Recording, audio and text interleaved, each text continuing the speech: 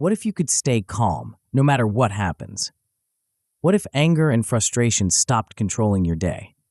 If you've ever wished you could keep your cool, even in the most stressful moments, this book is for you. Unbothered, How to Never Get Angry is a guide to real, lasting calm in everyday life. Many people believe anger is caused by other people or bad situations. But the real story is different. Anger comes from how we interpret what happens, often in a split second without realizing it. This book will show you how to spot those hidden moments when anger begins and how to choose a different response. You'll learn a simple, step-by-step process to pause, rethink what's happening, and respond in a way you'll be proud of, no matter how others act. Inside, you'll find practical tools to help you set boundaries, avoid taking things personally, and stay calm under pressure. You'll practice new habits, like stopping yourself before you say something you regret, and speaking up clearly when you need to. You don't need to be a naturally calm person. You don't need to hope other people will change. This book will give you the tools to change your own reactions, even if you've struggled with anger for years. Every chapter offers clear explanations, easy-to-follow steps, and real-life examples. With practice, you'll build the confidence to handle any situation with steady nerves and a clear mind. If you're ready to take charge of your emotions, improve your relationships, and find peace in a noisy world, Unbothered will help you get there. Calm isn't just possible, it can become your new normal. Chapter 1. Start Unbothered. Your colleague interrupts you for the third time in 10 minutes. Your jaw tightens, heat crawls up your neck. Before you know it, you've snapped, voice sharp, words you'll regret by lunch. Later, you replay the moment and wonder, why did I let that get to me? Here's the truth most people miss. The problem wasn't your colleague. It was the split-second story your brain told about what that interruption meant. And that story, unchecked, automatic, invisible, hijacked your body, your words, and your day. This book teaches you to intercept that story before it lights the fuse. You'll learn to stay unbothered, not because you're naturally calm, but because you've trained a system that makes calm your default under pressure. No personality overhaul required. No pretending you don't care. Just precise, repeatable moves that dismantle anger at the source. The real culprit, your automatic appraisals. Most people think anger comes from bad bosses, rude drivers, or unfair situations. Wrong. Anger comes from what you decide those things mean in the half-second before your body reacts. Someone cuts you off in traffic. Your brain whispers, "They disrespected me. They think I'm nobody." That appraisal, not the lane change, triggers the surge. Your heart rate spikes. Your hands grip the wheel. Your foot hits the gas. Logic arrives late after the damage is done. This is the stimulus, appraisal, response loop, and it runs your life until you learn to own it. An event happens, stimulus. Your brain assigns meaning, appraisal. Your body and behavior follow, response. The appraisal is the hinge. Control it, and you control everything downstream. But here's the kicker. Most appraisals feel like facts. They're attacking me. This is unfair. They should know better. Your brain delivers these interpretations with such speed and certainty that you mistake them for reality. They're not. They're guesses. Fast, automatic, often wrong, and they're running the show. You're outsourcing your mood to strangers and surprises. You've handed the steering wheel to anyone who can trigger a hot appraisal. That's the problem. The cost of staying reactive. Ignore this, and the bill compounds fast. Relationships erode first.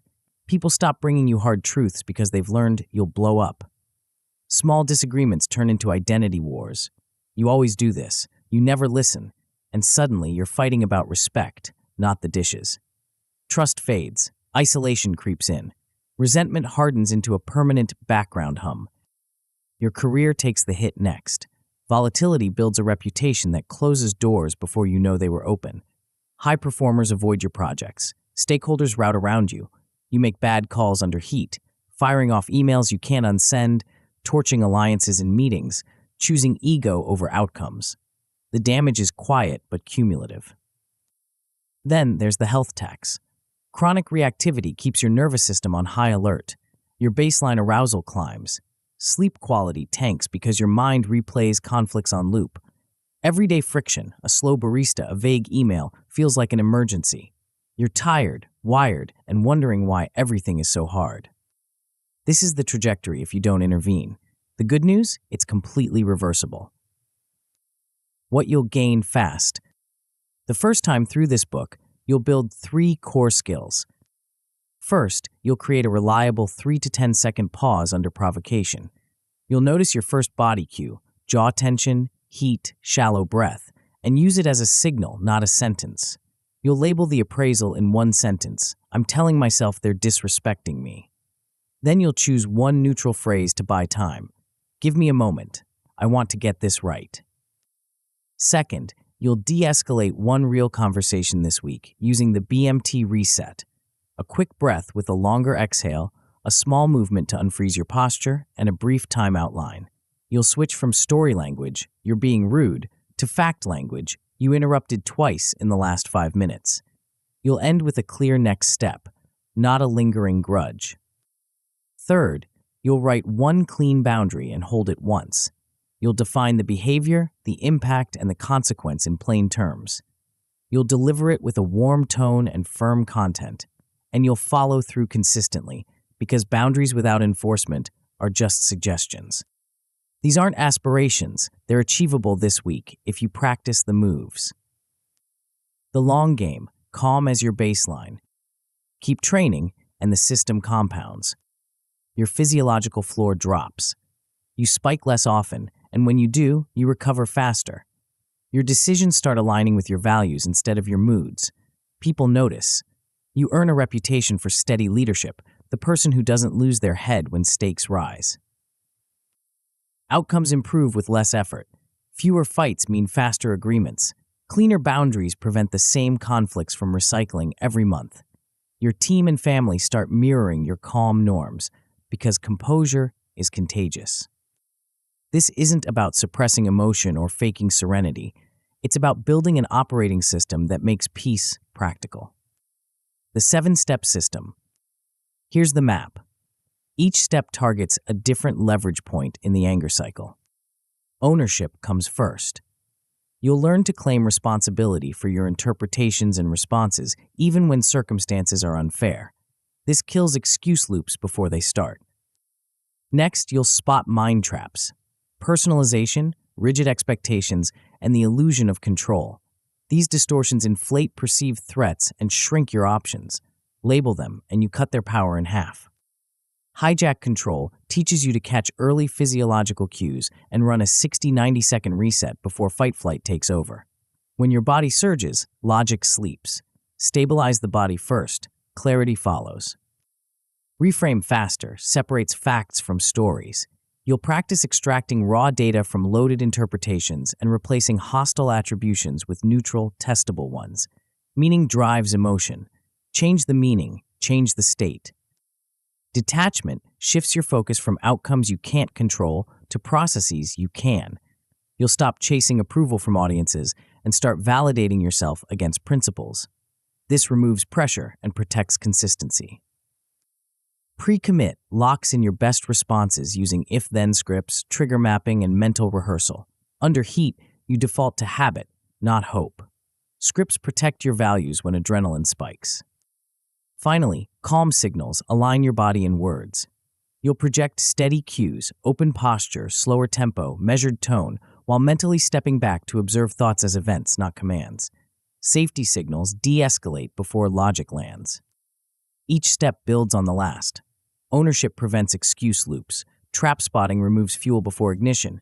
Hijack Control buys time for the cortex to return. Reframing rewrites meaning, dropping heat. Detachment removes pressure. Pre-commitment automates best responses. Calm signals close the loop by aligning inner state and outer presence. Winners versus losers. 2 people face the same rude email. One spirals into a rant, burns an hour drafting a scorched earth reply, and damages a relationship. The other pauses, labels the appraisal, rewrites the story, and sends a 2-line response that moves the project forward. Same stimulus, different appraisal, different life. Winners say, my reaction is my responsibility. They track patterns, practice daily, and measure outcomes. They choose effectiveness over ego. They keep promises to themselves under pressure. Losers say, "They made me mad." They wait for others to change. They confuse venting with power. They repeat the same fights, expecting different results. The gap between these two isn't talent or temperament, it's training. You now know the enemy, automatic appraisals that feel true but aren't. You know the cost of staying reactive and the payoff of going unbothered. You've seen the 7-step system that makes calm your default. But knowing the map isn't the same as walking the path. In the next chapter, we'll start with the foundation, ownership. You'll learn to own the loop, stimulus, appraisal, response, so you stop giving your power away to every stranger and surprise that crosses your path. Because the moment you own your state, you stop being a passenger in your own life. And that's where everything changes. Before we continue, make sure to subscribe to Grow to the Top and activate notifications to receive more self-improvement tips that will supercharge your growth. And make sure to give this video a thumbs up and share it with your friends. It really helps the channel grow. Thank you for your support. Chapter 2, Ownership. You're in a meeting. Someone dismisses your idea without even looking up from their laptop. The heat hits instantly. Chest tight, face flushed, words forming before you've decided to speak them. You're about to say something sharp, something that will feel good for exactly 3 seconds before you regret it for 3 days. But what if in that moment you could hit pause, not to suppress the anger, not to fake a smile, but to reclaim control over what happens next? That's what ownership gives you. And it starts with understanding one simple, uncomfortable truth.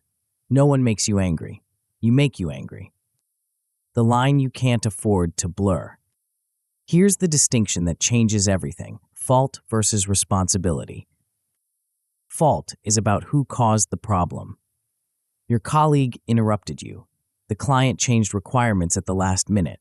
Your partner forgot the thing they promised to remember. That's on them. You didn't create the situation. Responsibility is about who controls the response. That's always on you. Most people collapse these two categories. They think, it's their fault, so my anger is justified, so my reaction is their problem.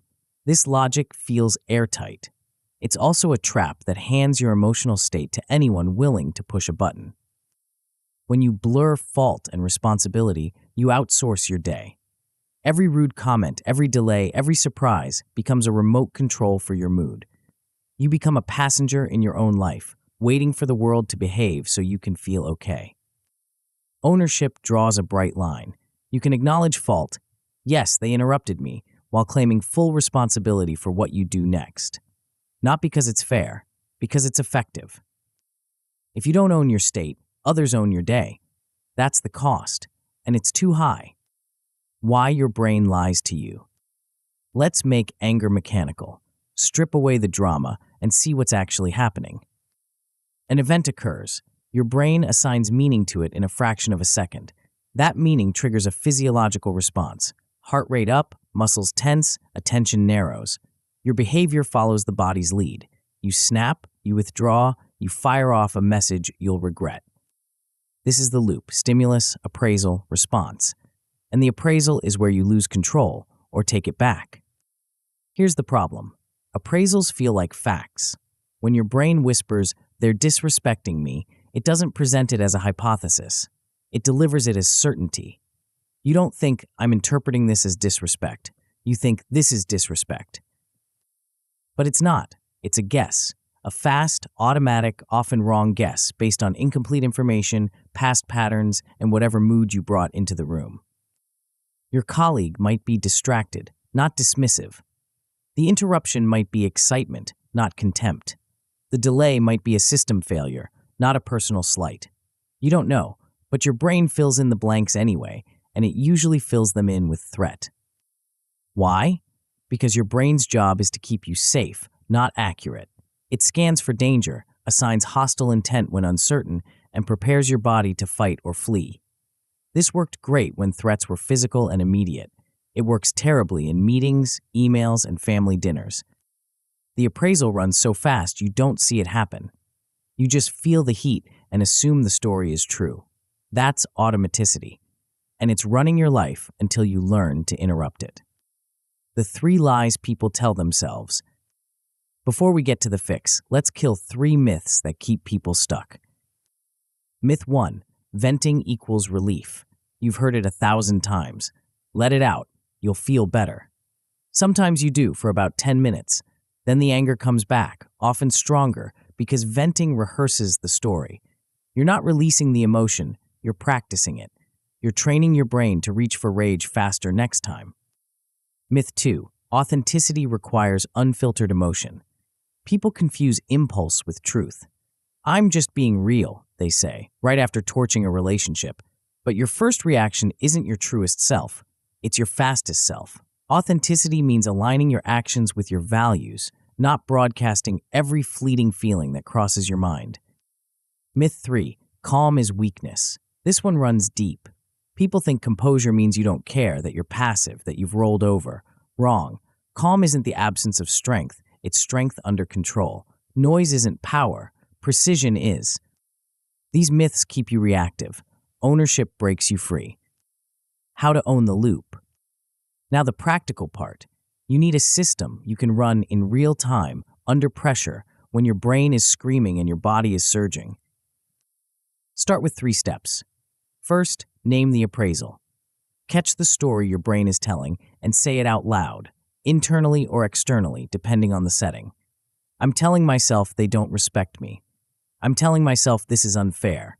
I'm telling myself they're doing this on purpose. Naming creates distance. The moment you say, I'm telling myself, you've shifted from fusion to observation. The thought is no longer a command, it's a hypothesis you can examine. Second, pivot.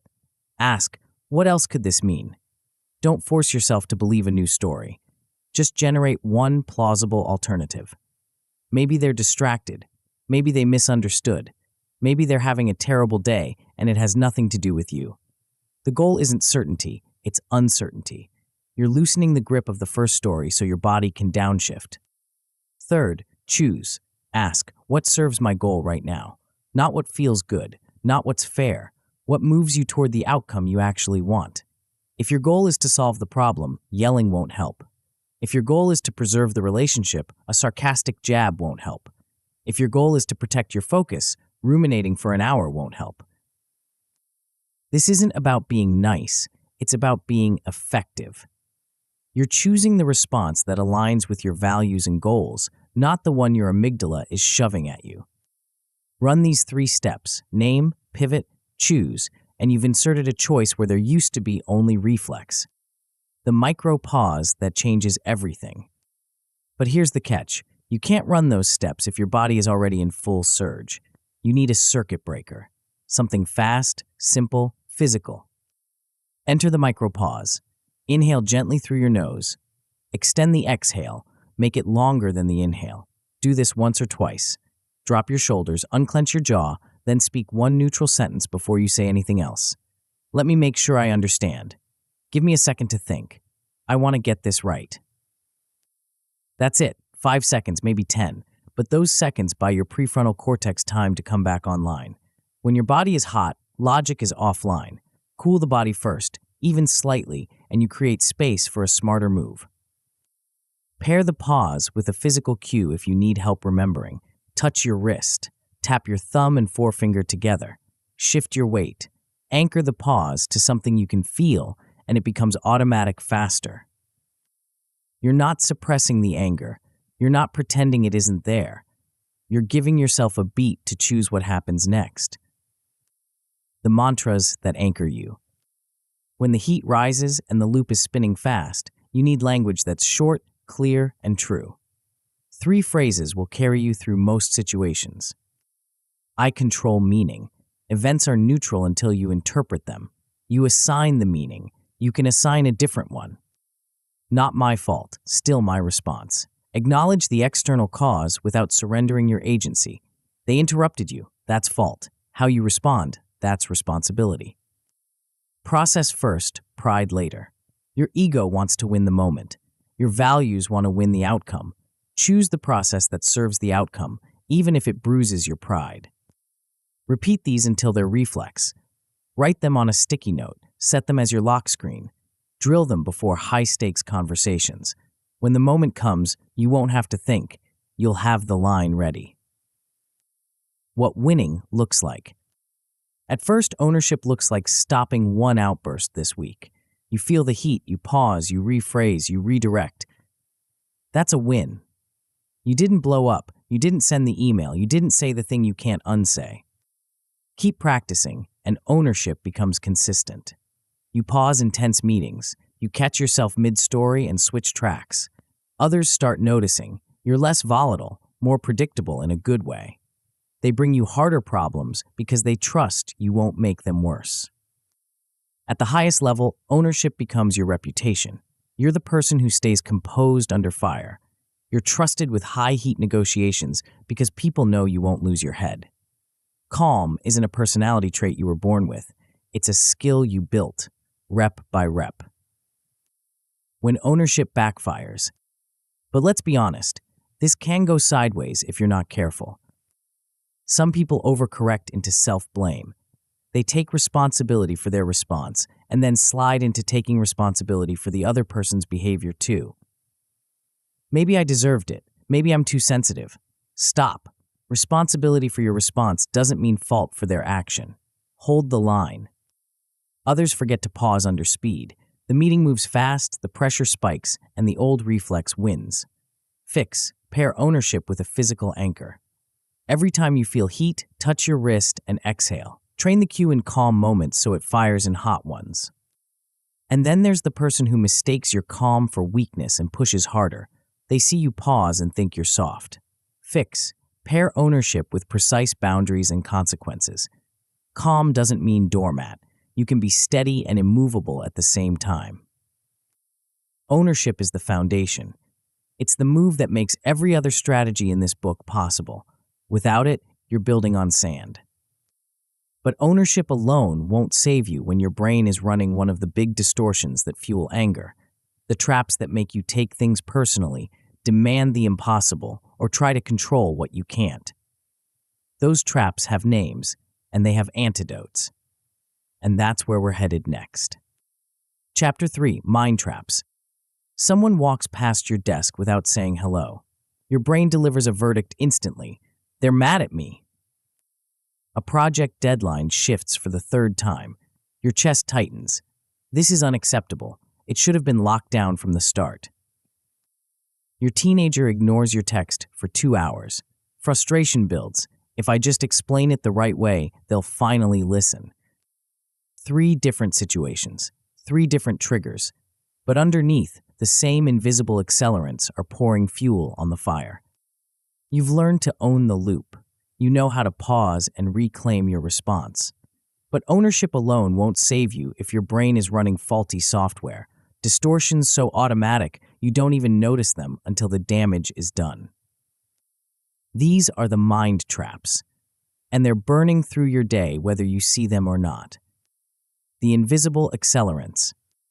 Think of anger as a fire. The event is the spark. Your appraisal is the fuel. Most people focus on the spark. If only they hadn't done that and missed the real problem. They're standing in a room soaked with gasoline. Mind traps are the gasoline. They're cognitive distortions that inflate perceived threat and shrink your sense of control. They turn minor friction into major conflict. They make you feel attacked when you're not, powerless when you're not, and justified when you're not. The dangerous part, they feel true. Your brain doesn't flag them as distortions. It presents them as reality. Of course it's about me. Of course it must be this way. Of course I can make them change. These thoughts arrive with such certainty that you act on them before you've questioned them. But here's the leverage. You can't diffuse what you can't see. Name the trap, and you cut its power in half. Label it in real time, and you downgrade the emotional payload before your body fully ignites. There are 3 traps that account for most of the anger you'll face. Learn to spot them, and you've just installed an early warning system that saves you from countless unnecessary fights. The first trap, everything is about you. You walk into a room, your manager barely acknowledges you. Your brain whispers, "They're upset with my work." You send a message. The reply is short, almost curt. Your brain decides, "They're annoyed with me." You propose an idea in a meeting. Someone scrolls through their phone. Your brain concludes, "They don't respect me." This is personalization, the reflex to interpret neutral or ambiguous events as being about you. It's your brain's way of trying to make sense of uncertainty by putting you at the center of the story. The problem? Most things aren't about you. People are distracted, stressed, preoccupied with their own problems. They're running their own loops, fighting their own fires, living in their own movies. You're a side character in their narrative, not the villain or the hero. But personalization makes you the main character in every scene. It inflates ego threat, it turns random noise into personal attacks, and it drains you because now you're carrying the weight of everyone else's moods and behaviors as if they're verdicts on your worth. Here's the antidote: depersonalize. Remind yourself that they're in their movie, you're in yours. Their behavior is data about their state, not a statement about your value. When you catch yourself personalizing, ask one question: is this actually about me, or am I making it about me? Most of the time, the honest answer is the latter. And the moment you admit that, the heat drops. The second trap: the world must obey your rules. You expect the meeting to start on time. It doesn't. Anger flares. You expect your partner to load the dishwasher a certain way. They don't. Frustration builds.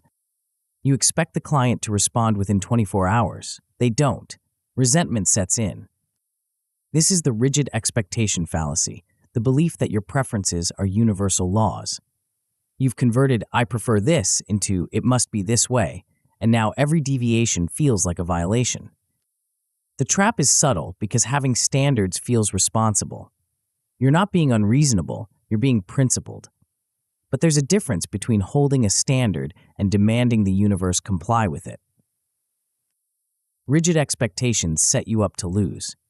Reality doesn't care about your shoulds. People will be late, systems will fail, plans will change. When you treat preferences as commandments, you're handing veto power over your mood to every delay, every surprise, every deviation from your script. The fix: flex your standards. Convert must into prefer or aim for. This isn't lowering your bar, it's acknowledging that you don't control the outcome, only your effort and response.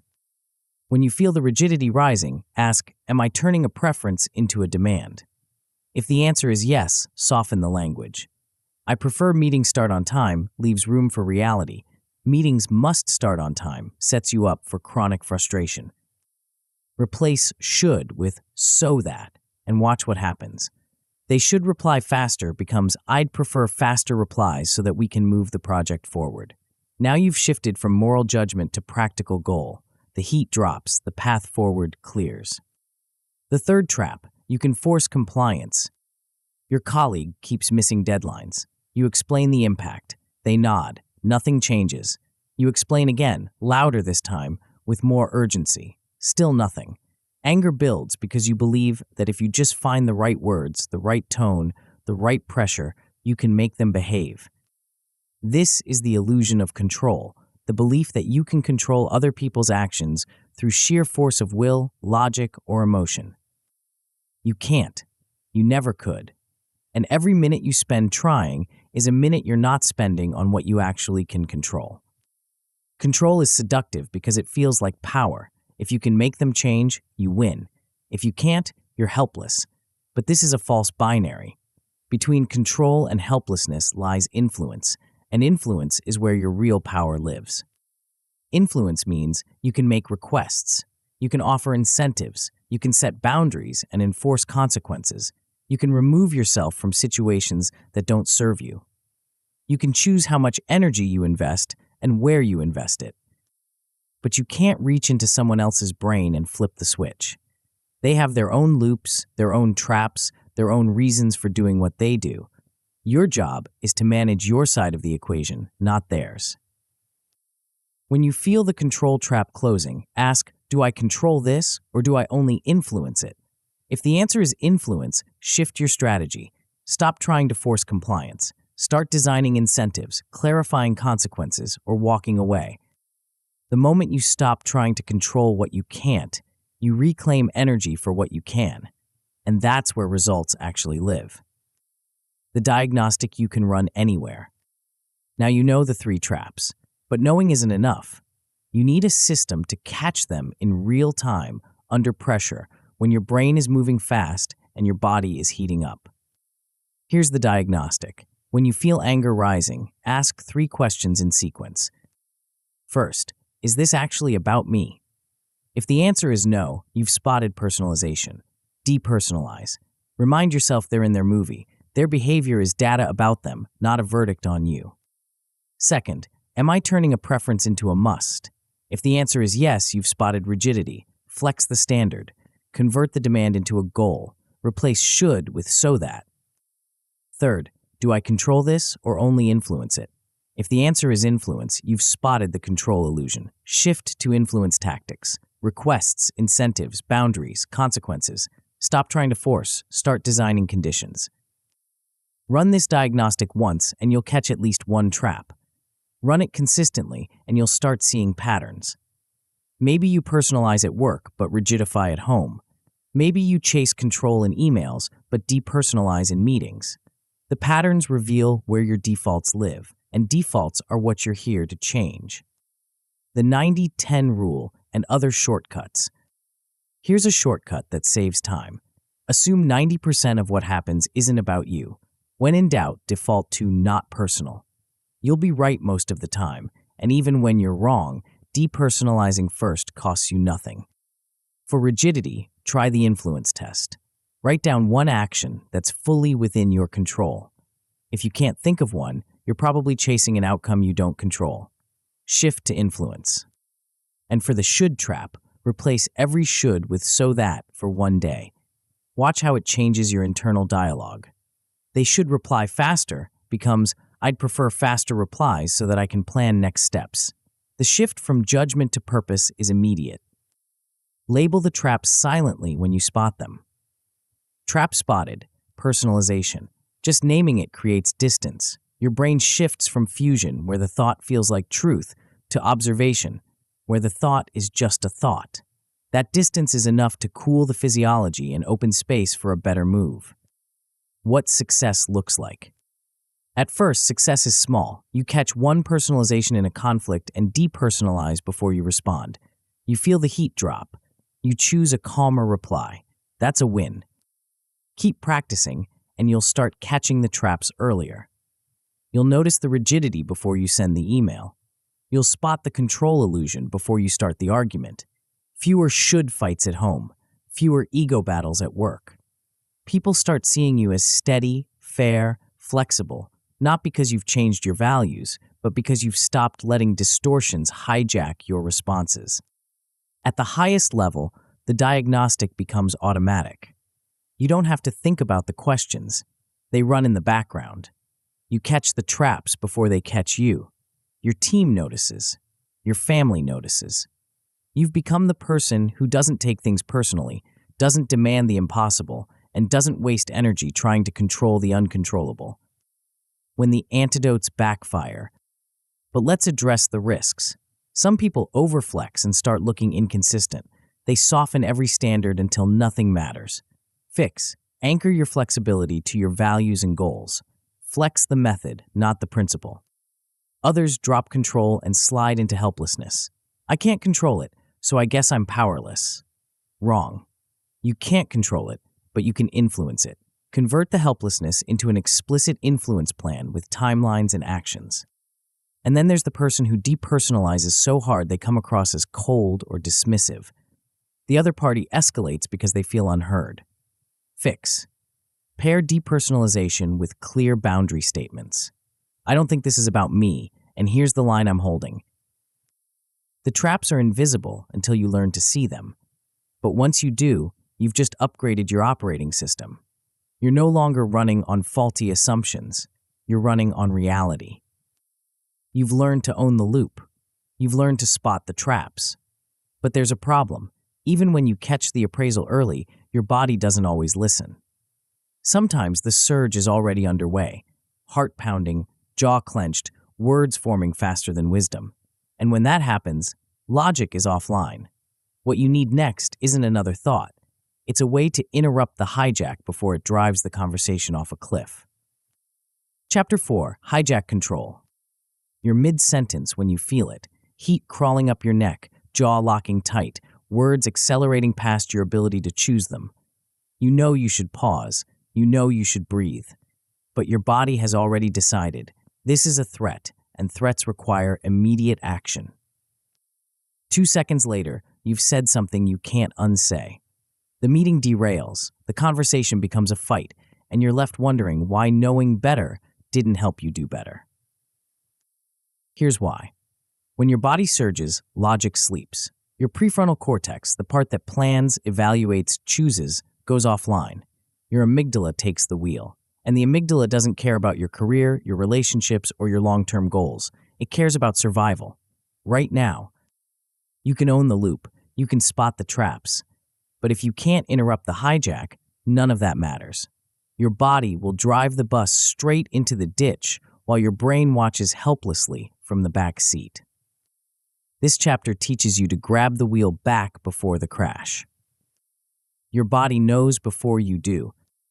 Most people think anger starts in the mind. It doesn't. It starts in the body. Your nervous system detects a threat, real or imagined, and begins preparing you to fight or flee.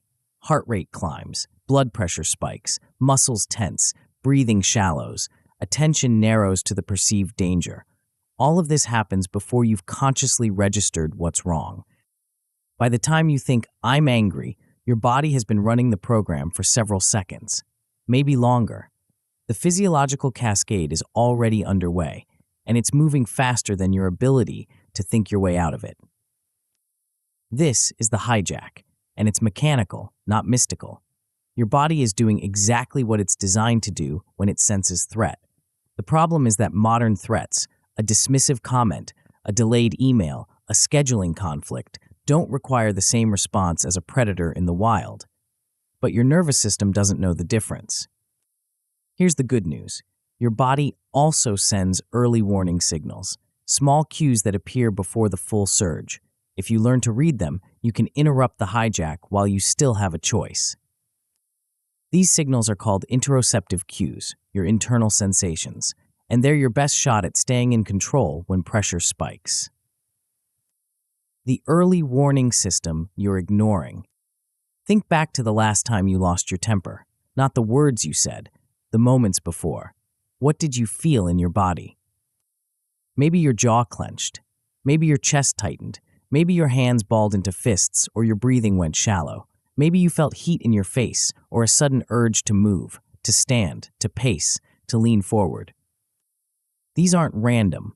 They're your body's early warning system, and they're remarkably consistent. You have a signature pattern, a set of cues that show up every time the hijack is starting. Most people ignore these signals. They're too focused on the external trigger, the person who interrupted them, the email that annoyed them, to notice what's happening internally.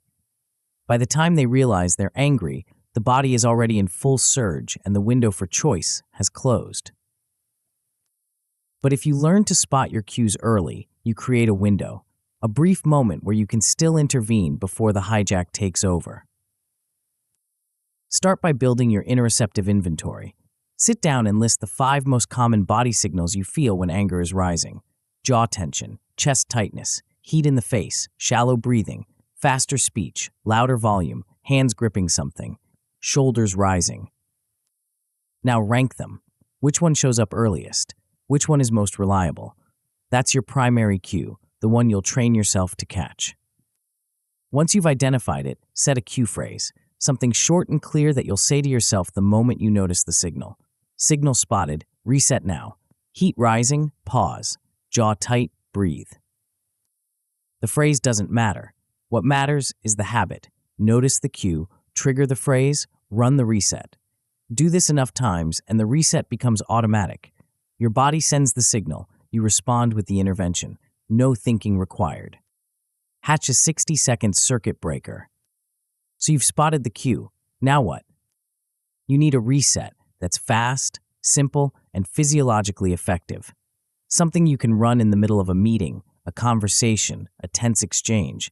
Something that doesn't require you to leave the room or explain yourself at length. Enter the BMT reset: breath, movement, timeout. 3 levers you can pull in 60 to 90 seconds to downshift arousal and bring your prefrontal cortex back online. Start with breath. Inhale gently through your nose. Then extend the exhale. Make it longer than the inhale. Do this 3 to 6 times. The extended exhale activates your parasympathetic nervous system, which signals safety to your body. It's a physiological break. You're not trying to calm your mind, you're calming your body so your mind can function again. Next, movement. Uncross your arms or legs, drop your shoulders, roll them back if you can, relax your hands. If you're sitting, shift your weight or stand briefly.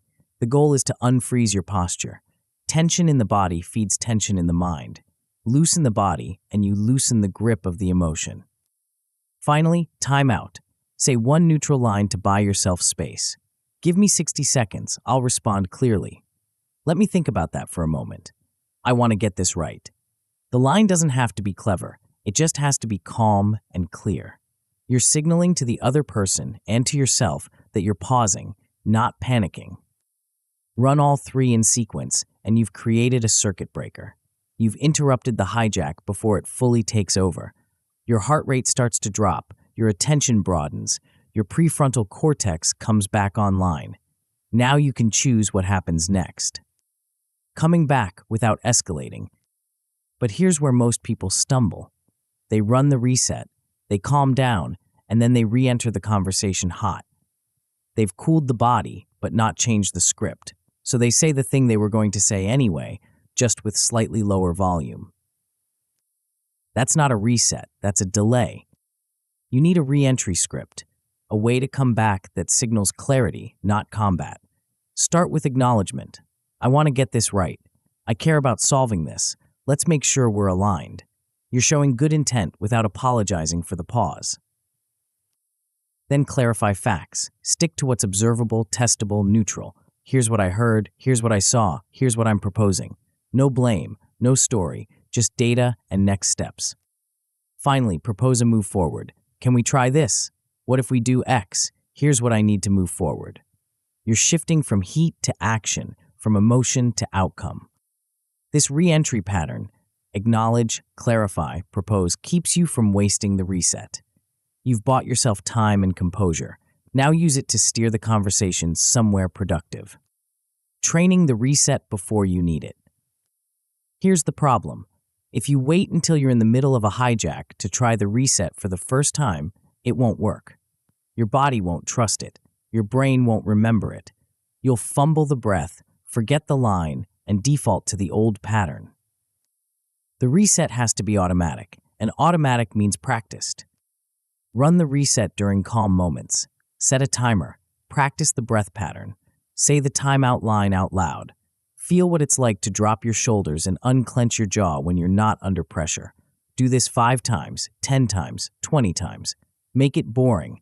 Make it muscle memory. Keep a neutral pause line on a sticky note or in your phone. Review it before high-stakes meetings. Rehearse it in the car. The goal is to eliminate decision fatigue. When the moment comes, you don't want to be searching for words. You want the line ready. Use environmental anchors to trigger the reset. Every time you sit in a certain chair, take one extended exhale. Every time you put your pen down, drop your shoulders. Pair the reset with a physical cue, and it becomes automatic faster.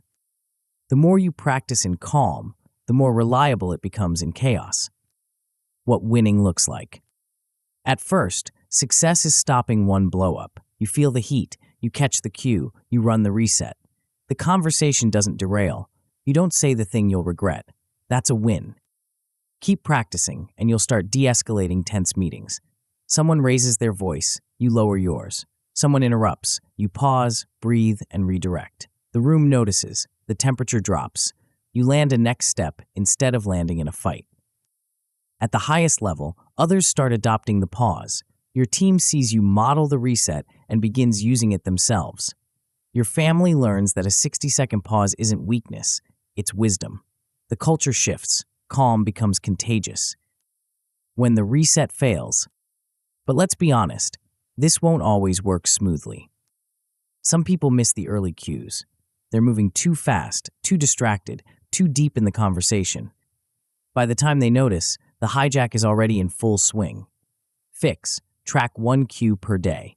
Set alarms at known hot hours, right before the daily stand-up, right before you check email, right before the commute home. Train your attention to scan for the signal. Others run the reset and face resistance. The other person pushes back. Why are you pausing? Just answer the question. Fix: pre-brief your teams and family. When things get tense, I take 60 seconds to think clearly. It helps me respond better. Normalize the pause before you need it. And then there's the person who pauses, calms down, and re-enters hot anyway. They've cooled the body but not changed the appraisal. Fix: pair the reset with a factual first sentence. Here's what I observed. Start with data, not judgment. Slow your tempo. Match your body language to your words. The reset is a tool, not a cure. It buys you time. What you do with that time determines whether you stay unbothered or slide back into the old pattern. The lever you've been missing. You've learned to own the loop. You've learned to spot the traps. Now you've learned to interrupt the hijack before it drives the conversation off course. But there's still a gap. You can pause, you can breathe, you can buy yourself time. But if the story in your head is still hostile, if you're still convinced they're attacking you, disrespecting you, sabotaging you, the heat will return the moment you open your mouth. What you need next isn't another pause. It's a way to rewrite the story in real time so the meaning changes and the emotion follows. And that's where we're headed next, into the mechanics of reframing faster than your brain can reignite the fire. Chapter 5, Reframe Faster. You've paused, you've breathed. Your body has downshifted from full surge to manageable simmer. You've bought yourself 60 seconds of clarity. Now you open your mouth, and the first words out are, "You always do this. You never listen." The reset just failed. Not because your body didn't calm down, it did, but because the story in your head stayed hostile. And hostile stories generate hostile words, which generate hostile responses, which put you right back where you started. Here's what most people miss. Meaning drives emotion. Change the meaning and the emotion follows. Your body doesn't react to events, it reacts to what you decide those events mean. And if the meaning stays toxic, the pause was just a delay. This chapter teaches you to rewrite the story in real time, fast enough to prevent the damage, honest enough to stay credible, precise enough to open a path forward. The story you're telling yourself. Let's start with a simple truth. Most of what you call facts are actually interpretations. Your colleague doesn't reply to your message for 3 hours. That's a fact. They're ignoring me is a story. They don't respect my time is a story. They're passive-aggressive is a story. The meeting starts 10 minutes late. That's a fact. They don't value my time is a story. This team is disorganized is a story. No one cares about deadlines is a story. Someone interrupts you mid-sentence. That's a fact. They think I'm not worth listening to is a story. They're trying to dominate the conversation is a story. They disrespect me is a story. You don't experience the facts, you experience the stories, and the stories are what make you angry. The problem is that stories arrive with such speed and certainty that you mistake them for reality. Your brain doesn't say, "Here's one possible interpretation." It says, "This is what's happening." The story feels true, so you act on it. You respond to the interpretation as if it's a fact, and that's where the damage begins. But here's the leverage. If stories drive emotion, then changing the story changes the emotion. Reframe the meaning, and you cut the threat signal your body is obeying. The heat drops, the options multiply, the conversation has a chance. Separating signal from noise.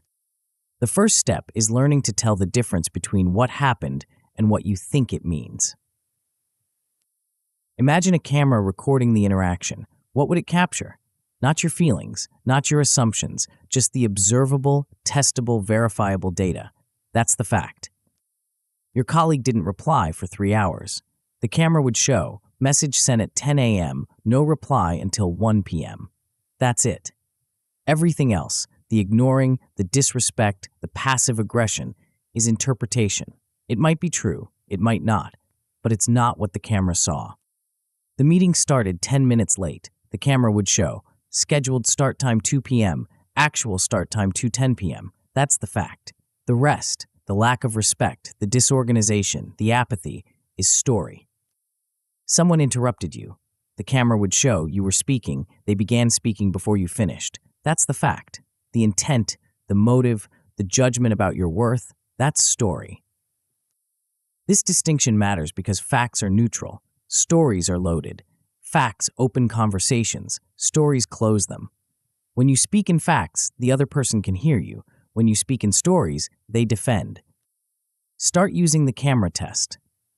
Before you respond, before you send the email, before you say the thing, ask, what would a camera record? Strip away the interpretation. Get down to the raw data, then speak from there. The 3-step reframe drill. Now let's make this practical. You need a system you can run in seconds, under pressure, when your brain is already halfway to a hostile conclusion. Here's the drill. Facts, story, replace. First, write one sentence of naked facts. What actually happened, stripped of all interpretation. They interrupted me twice in the last 5 minutes. The deadline shifted from Friday to Monday. They didn't respond to my message for 4 hours. Second, write your story. What are you telling yourself this means? They don't respect me. They're sabotaging the project. They're ignoring me on purpose. Get it out. Make it explicit. You're not endorsing the story. You're exposing it. Third, replace it with a calmer, plausible alternative. Not a fairy tale, not forced positivity, just another explanation that fits the facts. Maybe they were excited and didn't realize they interrupted. Maybe the deadline shifted because of new information I don't have yet. Maybe they're swamped and haven't checked messages. The goal isn't to convince yourself the new story is true. The goal is to introduce uncertainty, to loosen the grip of the first story so your body can downshift. Because threat is a function of certainty times cost. Lower the certainty and you lower the threat. Run this drill once and you'll feel the difference. The heat drops. The tunnel vision opens. You're no longer locked into one interpretation. You've created space for a smarter move. Upgrading your attributions. But there's a second layer to reframing, and it's even more powerful. Changing how you attribute cause. When something goes wrong, your brain assigns blame, and the way it assigns blame determines how angry you get and how long the anger lasts. Hostile attributions follow a pattern. They're global. They always do this. They're stable. They'll never change.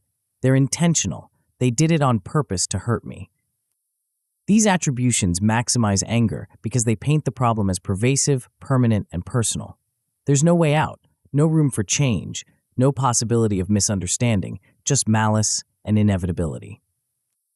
Neutral attributions flip the script. They're specific. It happened today at 3 p.m. They're temporary, this time in this situation. They're ambiguous. I'm not sure what led to it. I'll ask. Same event, different attribution, completely different emotional payload. When you catch yourself thinking, they always do this, stop. Replace it with time and place specifics. They interrupted twice in this meeting. When you think, they intended to disrespect me, stop. Replace it with uncertainty. I don't know their intent. I'll find out. This isn't about being naive. It's about being accurate. Most of the time, you don't actually know intent. You're guessing. And your guesses are biased toward threat, because that's what your brain does under stress. Reframing isn't lying to yourself. It's clarifying uncertainty. It's admitting you don't have all the data. And that admission alone is enough to cool the fire. Speaking in camera language. Now you've reframed internally. The next step is speaking externally in a way that doesn't escalate. Here's the pattern. State the fact, state your preference, propose a next step. Instead of, you're being disrespectful, try, I noticed you interrupted me twice in the last few minutes. I'd prefer to finish my point before we move on. Can we try that? Instead of, you never meet deadlines, try, The last 3 deliverables came in late. I need them on time so we can stay on schedule. What's blocking you? Instead of you're ignoring me, try, I sent a message 4 hours ago and haven't heard back. I need a reply by end of day to move forward. Can you confirm? Notice the structure. You're not accusing. You're not interpreting motive. You're stating what happened, what you need, and what you're proposing. The other person can accept, reject, or negotiate, but they can't argue with the facts. This is camera language. It's testable, it's specific, it's neutral enough that the other person's defenses stay down. And when defenses stay down, problems get solved. The shortcuts that save time. You don't always have time to run the full drill. Sometimes you need a shortcut. Here's one. Swap "why did you" with "what led to." Why did you miss the deadline? Sounds like an accusation. What led to the delay? Sounds like a question. Same information request, completely different tone. Another shortcut. When you're stuck, speak in time, place, and person specifics. Who did what, when, where. At 2:15 p.m. in the conference room, you interrupted me twice. Specifics are harder to argue with and easier to address. And if you're drafting an email and the heat is rising, run the camera test before you hit send. Read it back. Circle every interpretation. Replace it with a fact. Then send. These shortcuts won't fix every situation, but they'll prevent a lot of unnecessary damage. What success looks like. At first, success is small. You catch one tense exchange and cool it with factual language. Instead of you're being difficult, you say, we've gone back and forth 3 times on this point. Let's try a different approach. The conversation shifts. The heat drops. That's a win. Keep practicing, and you'll start salvaging high-stakes calls. A client is frustrated. You're tempted to defend. Instead, you reframe. I hear you're frustrated. Here's what happened on our end. Here's what we'll do next. The client calms down. The relationship holds. The project moves forward. At the highest level, you earn a reputation for clarity under pressure. People start inviting you into the hardest conversations because they know you won't make them worse. You're the person who can take heat and turn it into progress. That's the long game. When reframing backfires. But let's address the risks. Some people reframe and the new story feels fake. They don't believe it, so they can't sell it.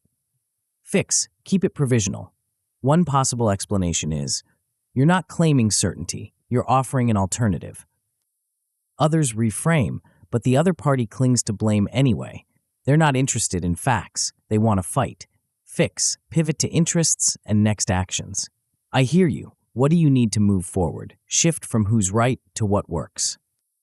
And then there's the person who over-intellectualizes. They spend 5 minutes reframing in their head while the conversation moves on without them. Fix. Set a 60-second cap. Reframe fast, then act.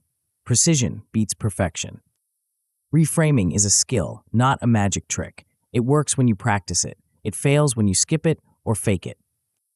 The lever you control. You've learned to own the loop. You've learned to spot the traps. You've learned to interrupt the hijack. Now you've learned to rewrite the story before it rewrites your day. But there's still one more trap waiting. The one that keeps you hooked even after you've cooled down, even after you've reframed, even after the conversation is over. It's the trap of outcome attachment, and it's burning through your energy whether you see it or not. What you need next isn't another reframe. It's a way to let go of what you can't control and double down on what you can. And that shift, from chasing outcomes to owning process, is where real freedom begins. Chapter 6, Detachment. You delivered the presentation flawlessly. Clear slides, tight arguments, perfect timing. But one person in the back row looked bored. And now, 3 hours later, you're still replaying that moment. Their crossed arms, their blank expression, the way they checked their phone twice. The presentation succeeded. The client signed. The project moved forward. But you can't let go of that one face in the crowd. This is the hidden trap that keeps you angry long after the moment has passed. You've learned to pause. You've learned to reframe. You've even learned to stay calm in the conversation itself. But then you walk away and spend the next 2 hours or 2 days ruminating on what went wrong, what they thought, whether you measured up. The problem isn't the event, it's your attachment to the outcome. And that attachment is draining your energy, spiking your reactivity, and keeping you hooked on things you can't control. This chapter teaches you to let go of what you can't control and double down on what you can. Not because you don't care, because you care enough to focus your energy where it actually matters. The trap of needing to win. Here's the pattern. You tie your worth to an outcome. The client must say yes. The meeting must go smoothly. The email must get a reply. Your partner must agree. Your colleague must apologize. When the outcome lands your way, you feel good. When it doesn't, you feel threatened. And threat triggers anger. This is outcome attachment. You've outsourced your emotional state to variables you don't control. Other people's opinions, market conditions, timing, luck. You've made your peace conditional on things that are fundamentally noisy and unpredictable. The result? Constant volatility. You're calm when things go well and reactive when they don't. Your mood swings with every reply, every decision, every external signal. You're riding a roller coaster you didn't choose and can't stop. Worse, outcome attachment makes you fragile. When your worth depends on winning, every loss feels existential.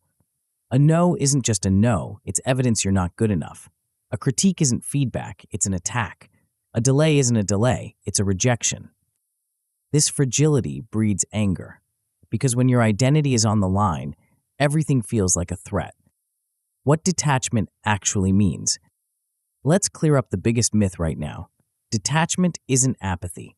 It's not giving up. It's not pretending you don't care about results.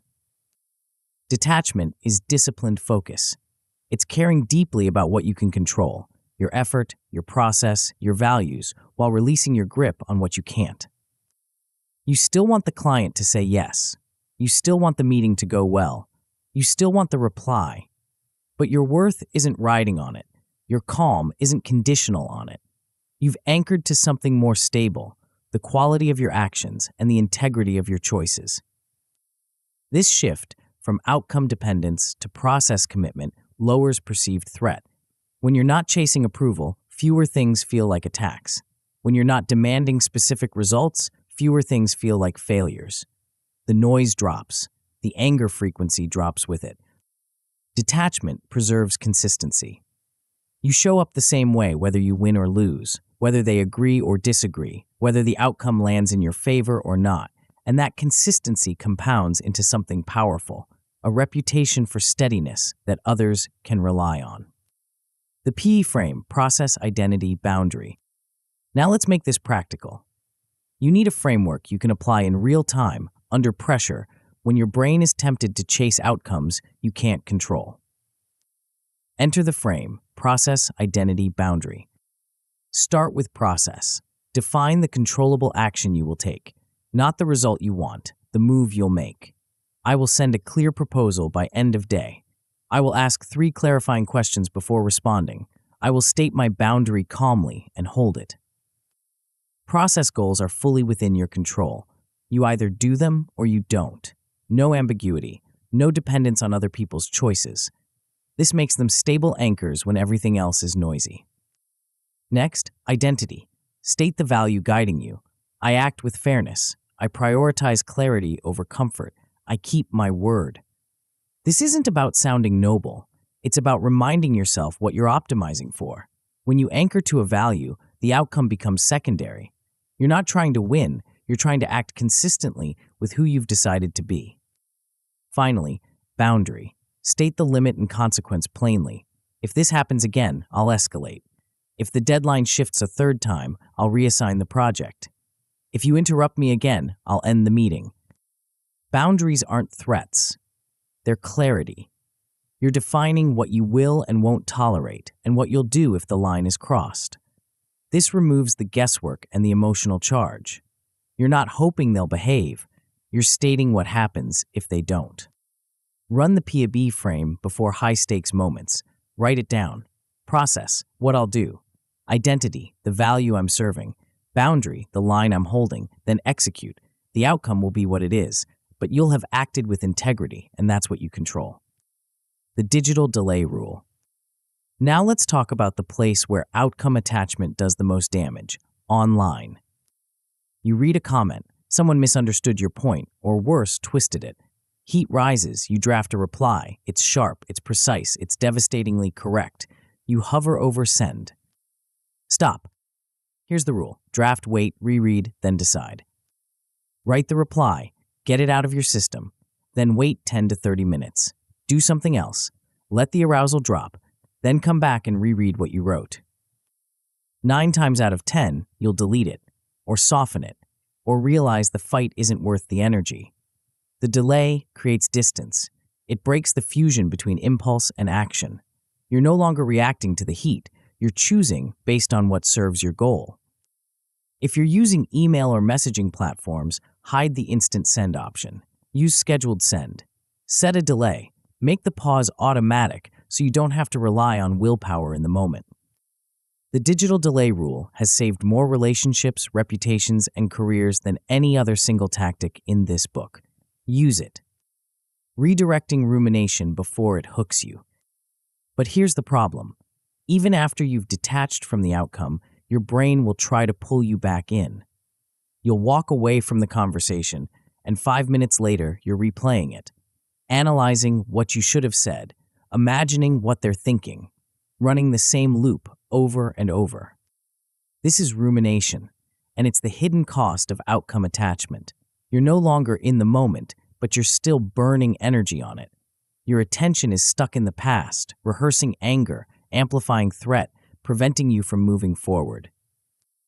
Rumination doesn't solve problems, it rehearses them, and the more you rehearse, the stronger the pattern becomes. The fix: attention governance. Treat your attention like a scarce resource and direct it deliberately. When you catch yourself ruminating, pick a specific task that requires focus, something concrete, something you can complete in 5 to 10 minutes.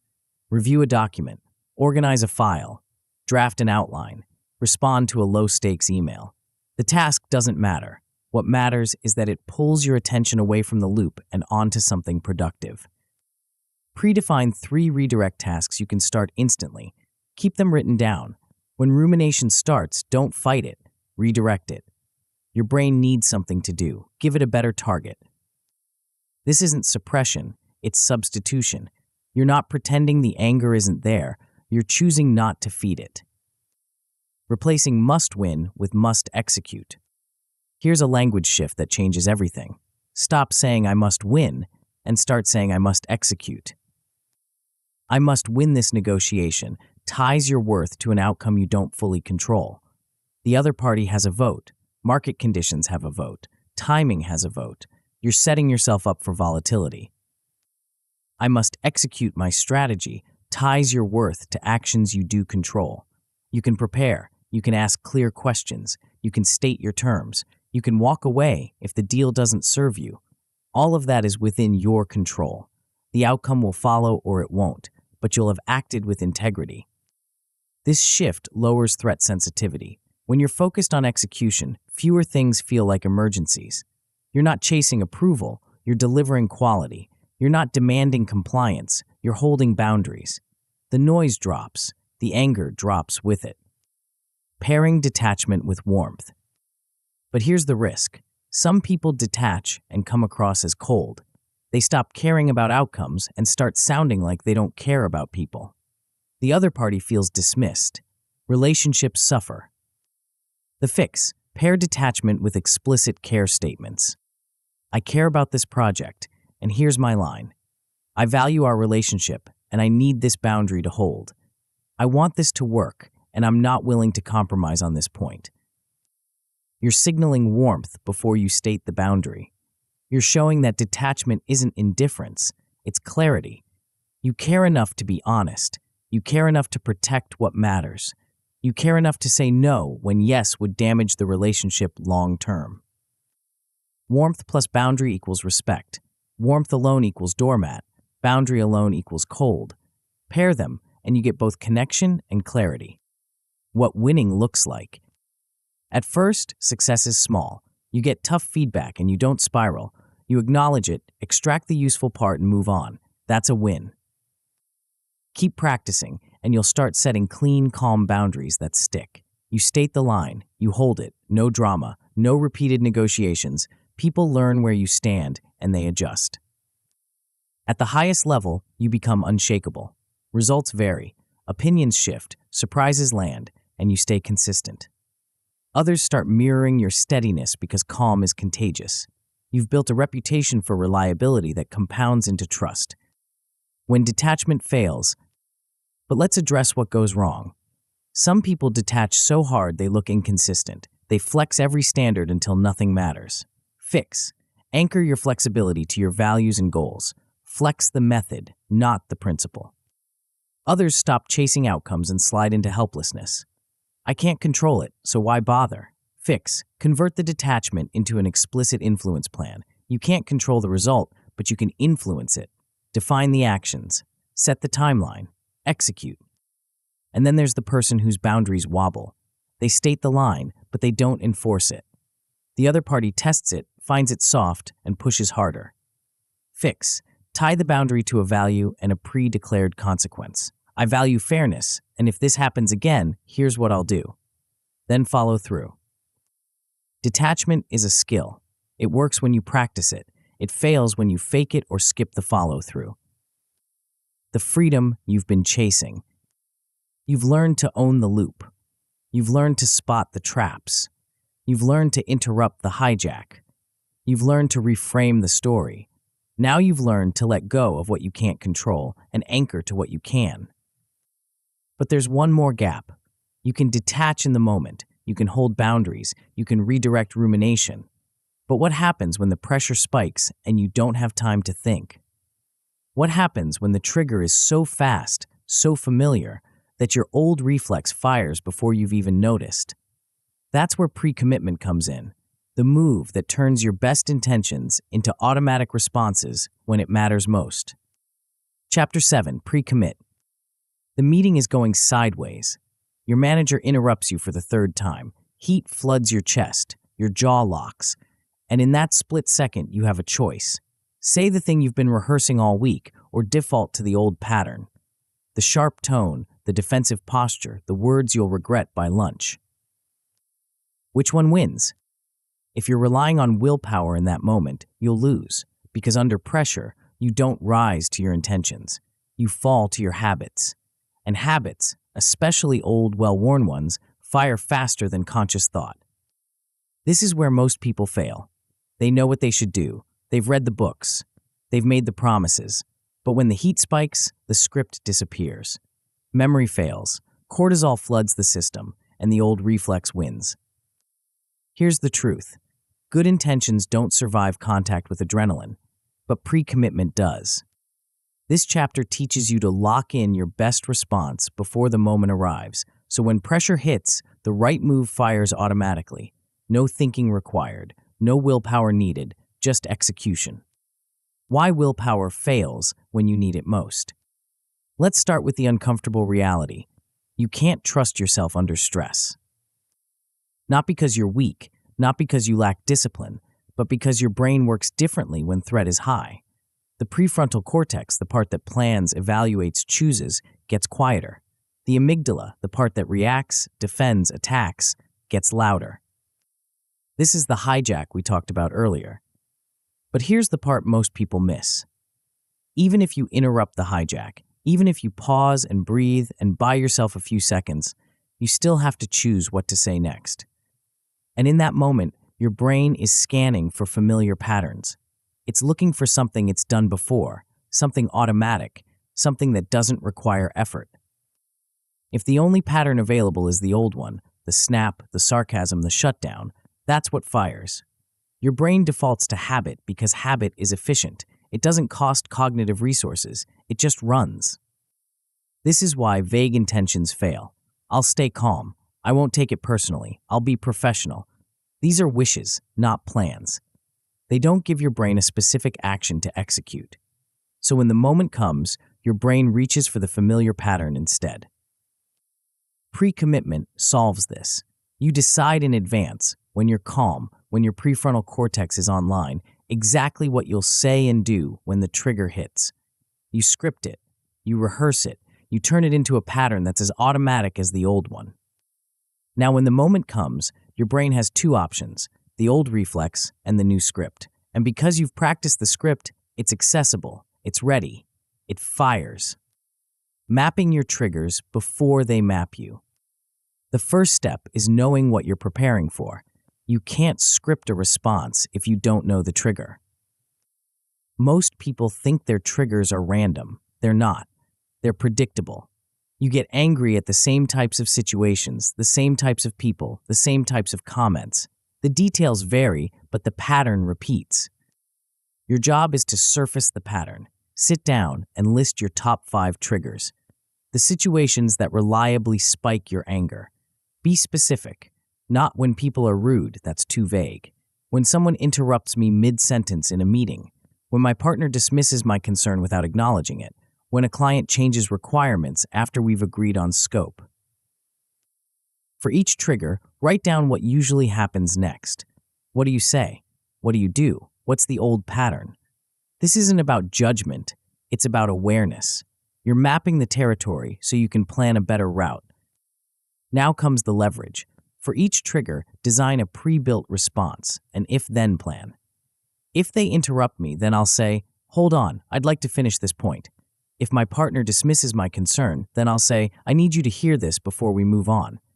If the client changes scope, then I'll say, "Let's document this and discuss timeline impact." The if-then structure is critical. It creates a cue-response link.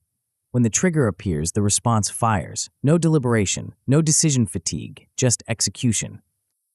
Write these down. Keep them where the triggers occur. If the trigger happens in meetings, keep the card on your desk. If it happens in the car, keep it in the console.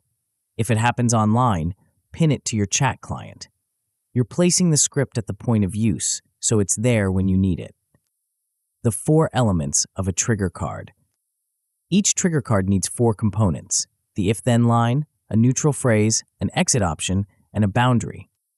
The if-then line is your primary response. It's what you'll say when the trigger hits.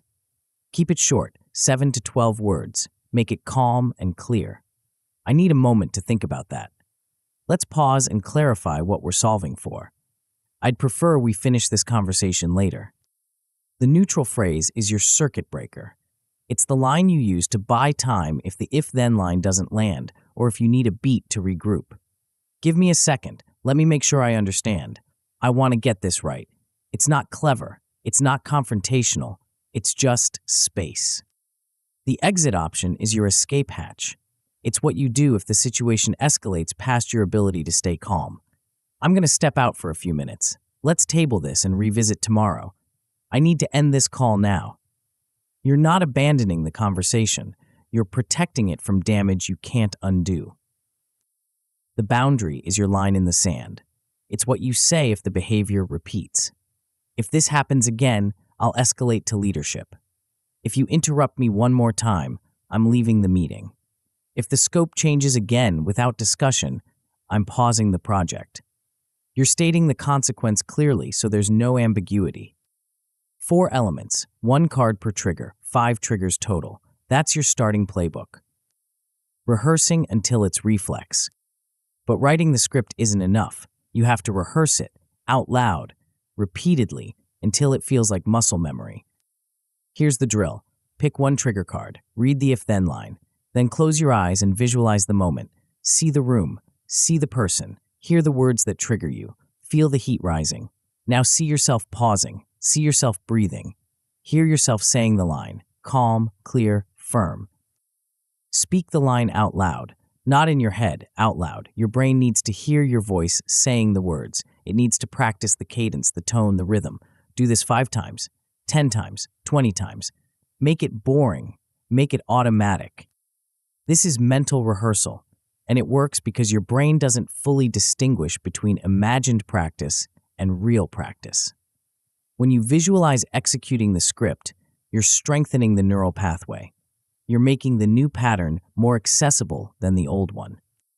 60 seconds. That's all it takes. 1 minute of visualization and spoken rehearsal per trigger. Do this daily for a week, and the script will be there when you need it. The 3 myths that keep people from scripting. Let's kill the objections before they kill your progress. Myth 1. Scripts make me robotic. Wrong. Scripts free bandwidth. When you've pre-decided what to say, you don't have to waste cognitive resources searching for words under pressure. You can focus on listening, reading the room, adjusting your tone. The script handles the content, you handle the nuance. Myth 2. I'll just remember in the moment. No, you won't. Memory fails when cortisol spikes. You'll forget the line, fumble the delivery, or default to the old pattern. Pre-commitment removes the reliance on memory. The script is there, practiced, ready. Myth 3. Planning kills authenticity. This one's backwards. Authenticity isn't broadcasting every impulse. It's aligning your actions with your values. The script protects your values when your impulses are trying to sabotage them. It's the most authentic thing you can do. Scripts aren't constraints. They're scaffolding. They hold you steady when the ground is shaking. Trimming the script until it sounds like you.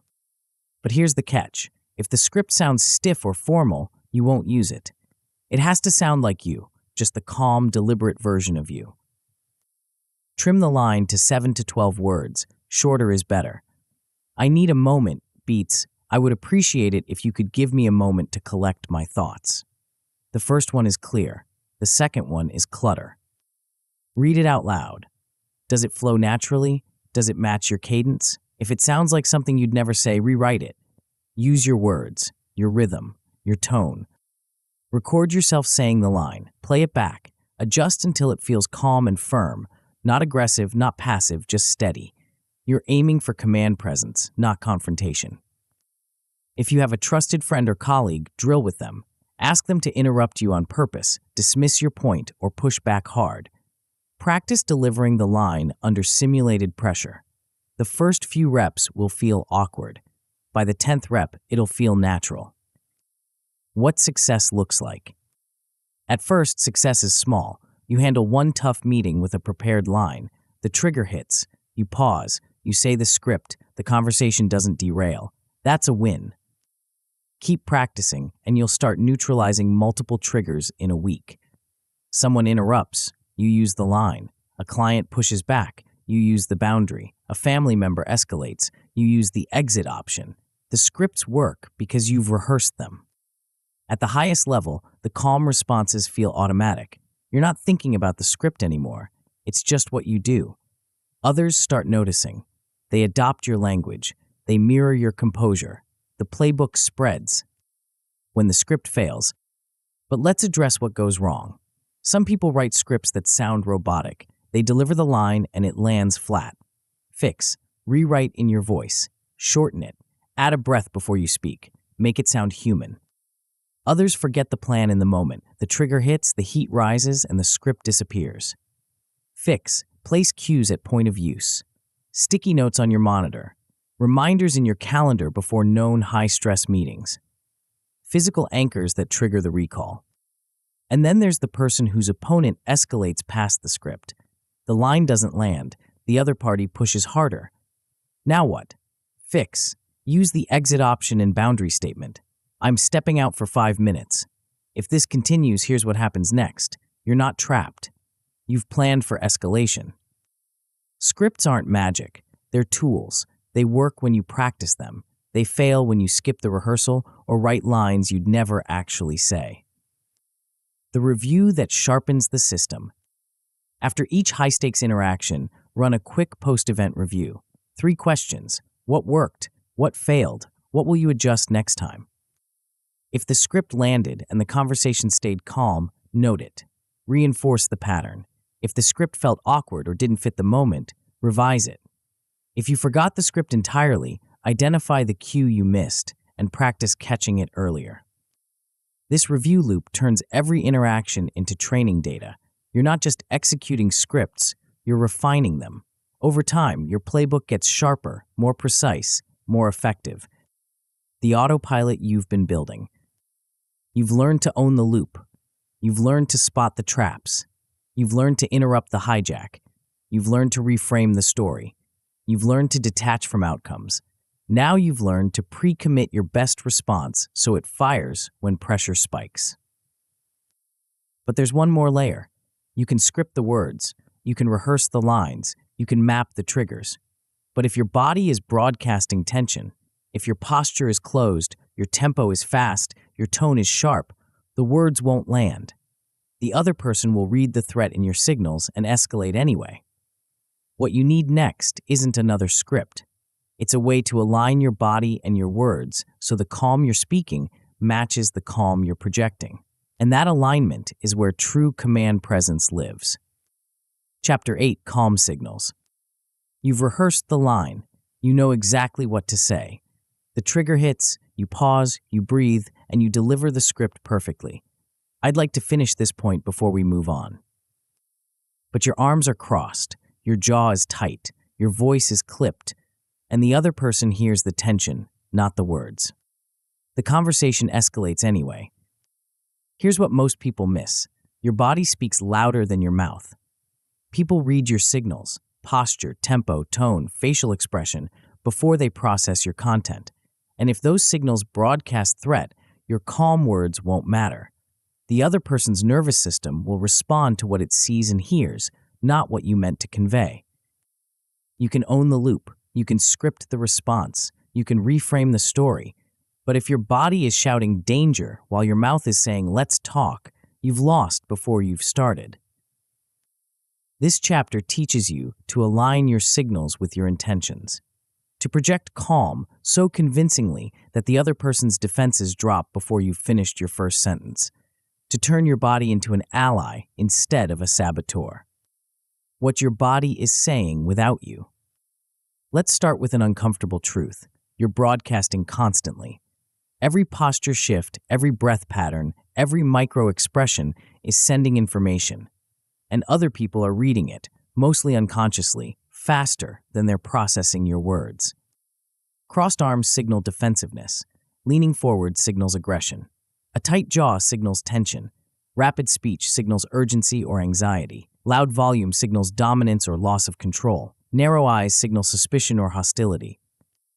None of this is deliberate. You're not trying to escalate, but your body is running its own program, shaped by years of habit and the immediate physiological state you're in. When you're angry, your body prepares for conflict. It tenses, it closes, it speeds up, and those signals tell the other person, threat incoming. Their nervous system responds in kind.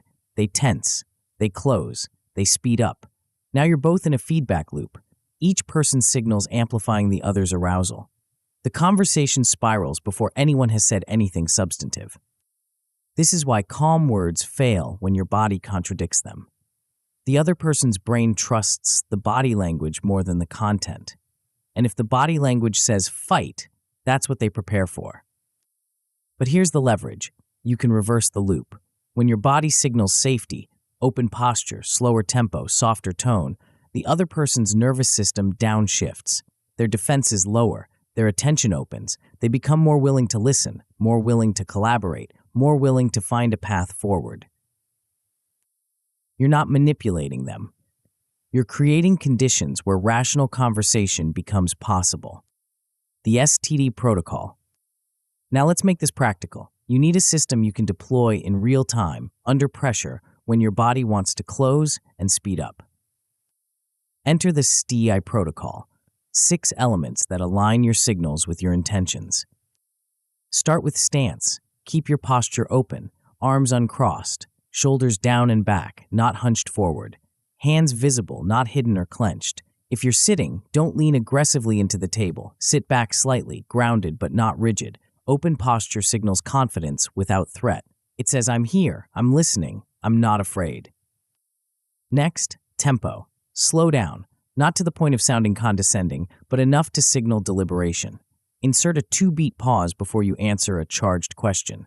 Let the silence sit for a moment. This does 2 things. It gives you time to choose your words, and it signals to the other person that you're not reacting impulsively.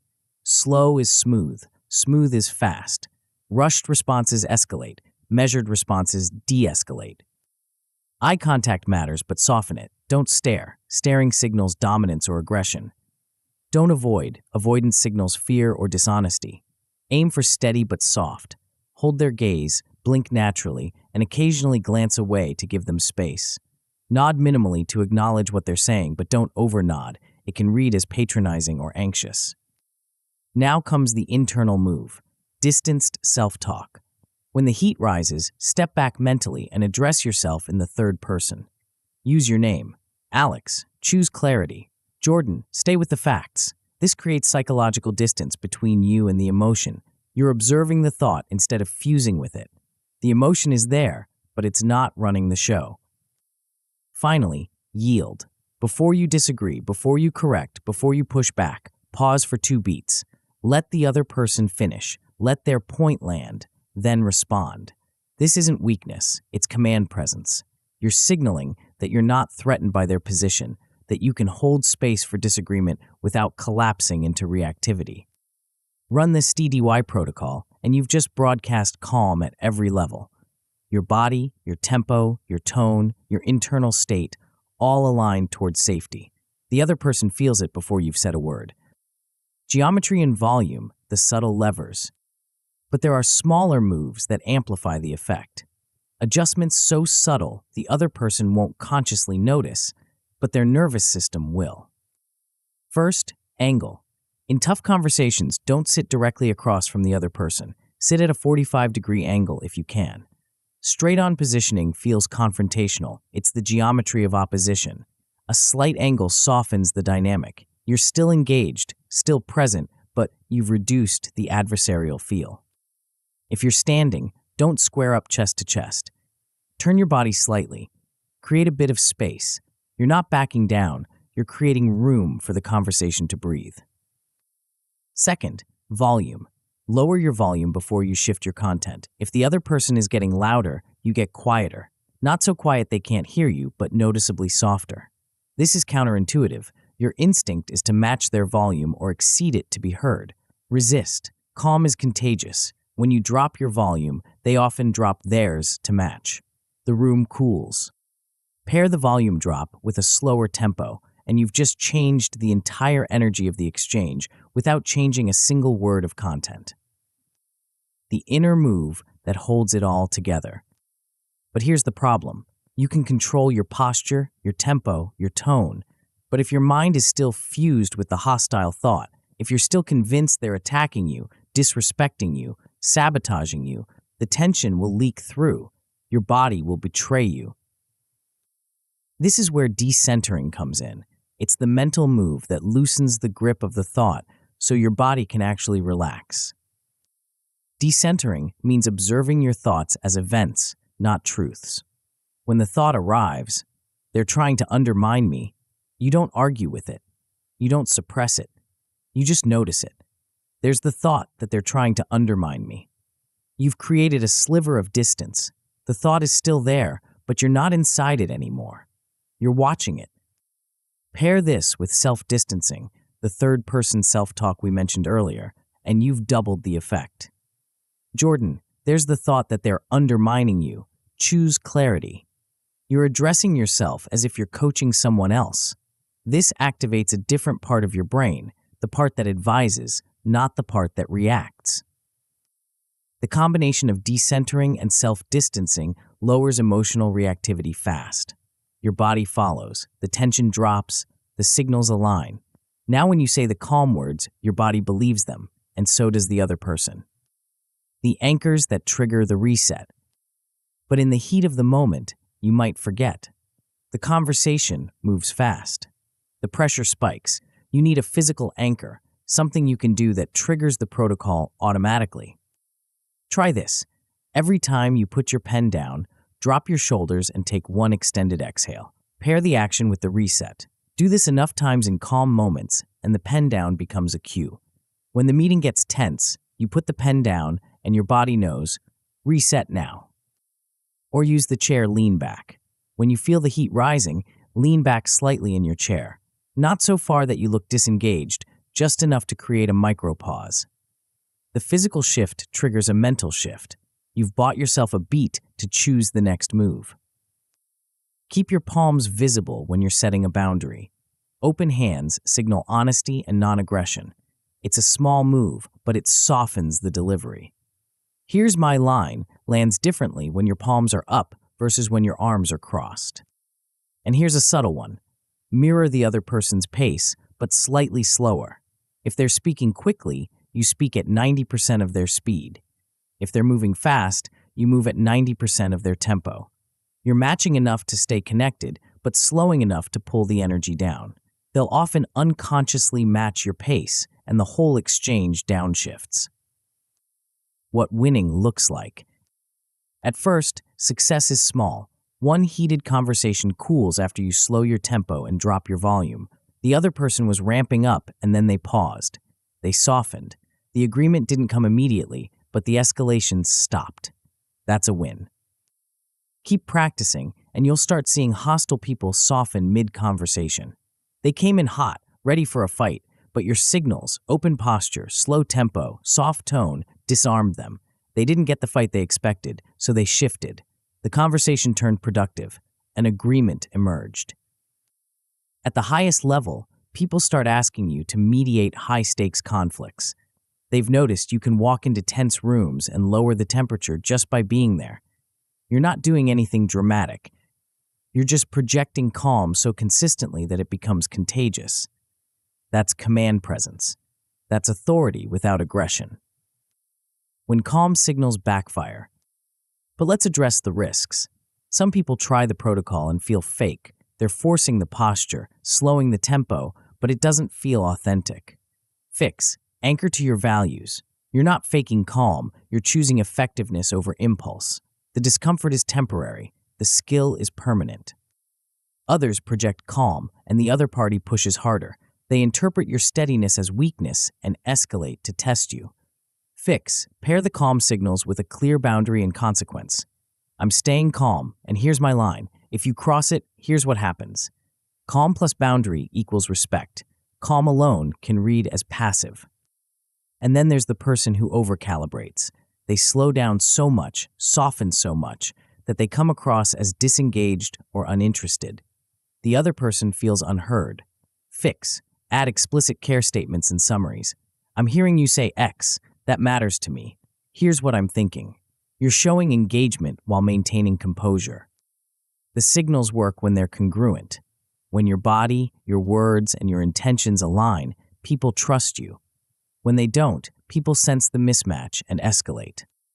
The alignment that changes everything. You've learned to own the loop. You've learned to spot the traps. You've learned to interrupt the hijack. You've learned to reframe the story. You've learned to detach from outcomes. You've learned to pre-commit your responses. Now, you've learned to align your body and your words so the calm you're projecting matches the calm you're feeling. But there's one final step.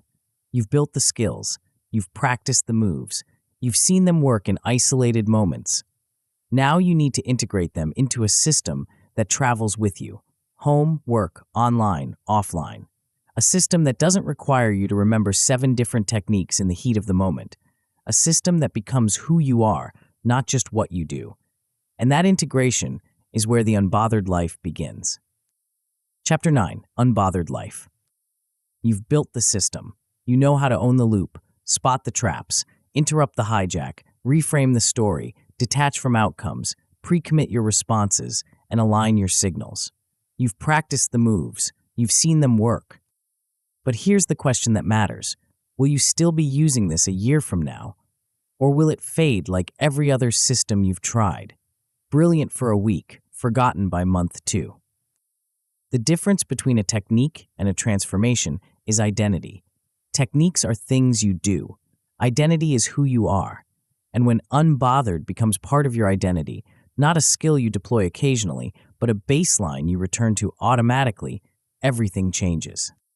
This chapter shows you how to make that shift, how to integrate the tools into a daily rhythm so seamless you stop thinking about them, how to turn calm from an achievement into a default, how to become the person who cannot be baited, bought, or blown off course.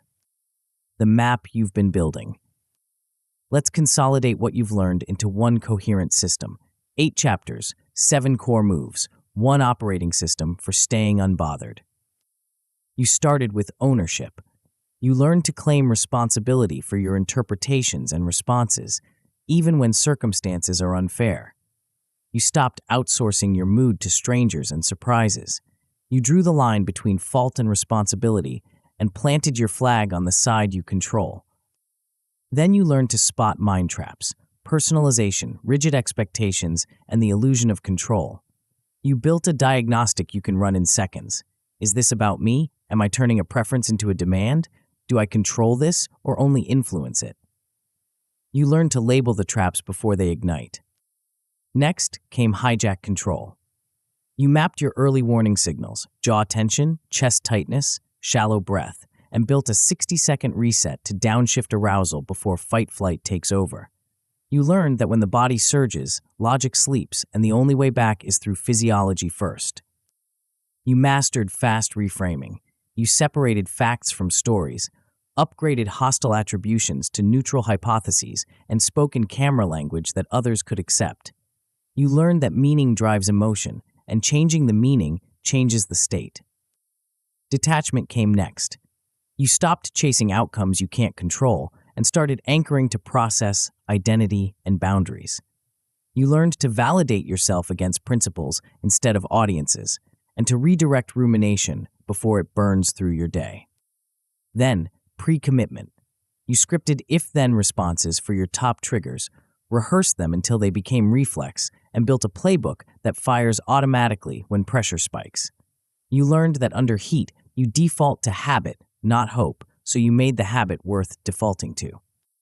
Finally, calm signals. You aligned your body and your words, projecting steadiness through posture, tempo, and tone while mentally stepping back to observe thoughts as events, not commands. You learned that people read your signals faster than your content, and congruence is what makes calm believable. 7 moves, 1 system, and it all flows through a simple cycle. Notice, interrupt, reframe, act, review. The cycle that compounds. Here's how the system runs in real time. Notice. You catch the early cue. The jaw tightens, the chest constricts, the thought arrives. They're disrespecting me. You've trained yourself to spot this moment. It's your signal.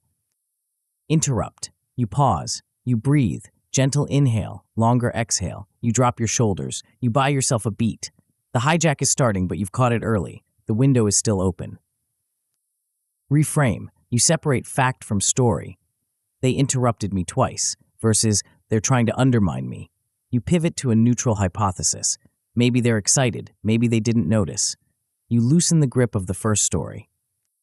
Act. You execute the pre-committed script. I'd like to finish this point. You deliver it with open posture, slow tempo, soft tone.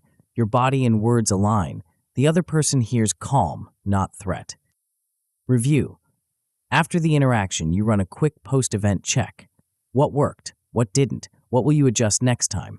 You're not just executing, you're refining. Every rep makes the system sharper. This cycle, notice, interrupt, reframe, act, review, is your lifelong calibration loop. It's how you turn isolated wins into consistent performance. It's how skills become instincts. Run it daily, and the system stops feeling like effort. It becomes automatic. You're not thinking about the steps anymore. You're just unbothered. The power you've unlocked. Let's be clear about what you've gained. This isn't just anger management. This is agency.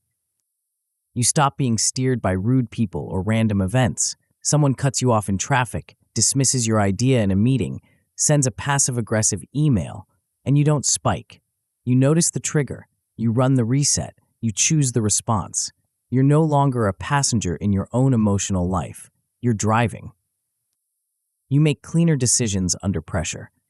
When the stakes are high and the heat is rising, you don't default to the loudest voice in your head. You pause. You reframe. You choose the move that aligns with your values and goals. Your decisions stop being reactive and start being strategic. Your identity shifts. You're no longer the person who has a temper or gets worked up easily. You're the person who stays steady, the person who can hold space for hard conversations, the person others turn to when things get tense because they know you won't make it worse. This shift from reactive to steady, from volatile to reliable, compounds over time. It changes how people see you, it changes how you see yourself, and that change is irreversible once it takes hold. What this does for your relationships. The impact on relationships is immediate and profound. Fewer blow-ups. You stop saying the thing you can't unsay. You stop torching trust over minor friction. Conversations that used to end in slammed doors now end in agreements, or at least in respectful disagreement. Safer conversations. People start bringing you harder truths because they've learned you won't explode. Your partner tells you the thing they've been holding back. Your colleague gives you the feedback you needed to hear. Your team surfaces problems early instead of hiding them until they're crises. Boundaries respected. You state your lines calmly and hold them consistently. People learn where you stand. They stop testing you because the boundary is clear and the consequence is predictable. Trust compounds because you're reliable, not rigid, not passive, just steady. Over time, this creates a virtuous cycle. The calmer you are, the more truth people share. The more truth you get, the better your decisions. The better your decisions, the fewer crises. The fewer crises, the calmer you stay. The system reinforces itself. What you can achieve now. Let's get specific about what's now within your reach. You can lead tense meetings without spiking. The room is hot. Voices are rising. Positions are hardening. You stay calm. You slow the tempo. You reframe the conflict into a problem to solve. The room follows your lead. The meeting ends with a plan, not a fight. You can hold firm lines with domineering personalities. Someone pushes, they interrupt, they dismiss, they escalate. You don't match their energy. You state your boundary. You hold it, they push again. You enforce the consequence. They learn. The dynamic shifts. You can say hard things kindly. You deliver tough feedback. Set a difficult boundary or decline a request, and the relationship holds. Because you've paired clarity with warmth. You've separated the person from the problem. You've shown that you can be firm without being harsh. And here's the hidden payoff. You end days with energy, not residue. You're not replaying conflicts. You're not ruminating on what you should have said. You handled it in the moment, you reviewed it briefly, and you moved on. Your attention is free. Your energy is intact. This is the unbothered life, not a life without conflict, a life where conflict doesn't own you. How practice lowers effort and lifts results. But here's what makes this sustainable. The more you practice, the less effort it takes. At first, running the system feels deliberate. You're thinking through the steps, you're catching yourself mid-reaction, you're consciously choosing the script. It's work. But over time, scripts become instincts, reframes become reflexes. You don't have to think about separating facts from stories, you just do it. You don't have to remember the if-then line, it fires automatically. The system moves from conscious effort to unconscious competence. This is the training flywheel. Better appraisals lead to cooler physiology. Cooler physiology leads to smarter actions. Smarter actions lead to fewer messes. Fewer messes lead to more confidence. More confidence leads to even better appraisals. The loop accelerates. And the results compound. Less friction means faster agreements. Cleaner boundaries mean fewer repeat conflicts. Consistent calm means people mirror your norms. Your team adopts the pause. Your family adopts the reframe. Calm becomes the culture, not the exception. You're not just changing yourself, you're changing the systems around you. The exemplars who proved it's possible. Before we get to your next move, let's look at the ceiling. What does unbothered look like at the highest level? Nelson Mandela spent 27 years in prison. He had every reason to emerge bitter, vengeful, consumed by rage. Instead, he emerged with composure intact.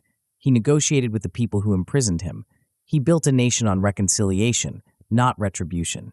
His calm wasn't weakness, it was strategy. It was power under control. Mahatma Gandhi faced violence, imprisonment, and betrayal. He chose nonviolent resistance not because he was passive, but because he understood that disciplined restraint was more powerful than reactive force.